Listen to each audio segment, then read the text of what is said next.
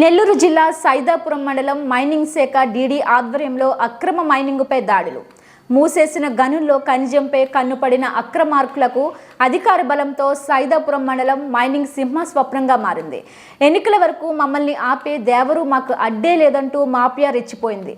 మండలంలోని జయలక్ష్మి మైనింగ్లో ఎలాంటి అనుమతులు లేకుండా బ్లాస్టింగ్ చేసి మైకాక్వార్ దోపిడీ జరుగుతుందన్న సమాచారం అందుకున్న డీడీ శ్రీనివాసులు తమ సిబ్బందితో దాడులు చేశారు.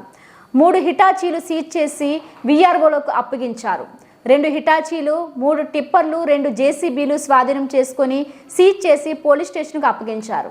ఈ సందర్భంగా మైనింగ్ డీడీ శ్రీనివాసులు మీడియాతో మాట్లాడుతూ పెరుమాళ్లపాడు ఓరుపల్లి రెవెన్యూలోని అక్రమ మైనింగ్ జరుగుతున్నట్లు అందిన ఫిర్యాదుతో విస్తృత దాడులు చేశామన్నారు. ఇంకా ఎవరైనా అనుమతులు లేకుండా అక్రమ క్వారీ మైనింగ్లు చేస్తే మైనింగ్ యాక్ట్ 21 కింద క్రిమినల్ కేసులు పెడతామని అక్రమార్కులకు హెచ్చరించారు. ఆయన వెంట మైనింగ్ విజిలెన్స్ అధికారులు ఉన్నారు. అక్రమ క్వారీ జరుగుతుందని చెప్పి కంప్లైంట్ మీద నేను నా స్టాఫ్తో రెవెన్యూ సిబ్బందితో కలిసి ఇన్స్పెక్షన్ చేయడం జరిగింది. ఇక్కడ జరుగుతున్న ఇల్లీగల్ క్వారీని ఆపడం జరిగింది.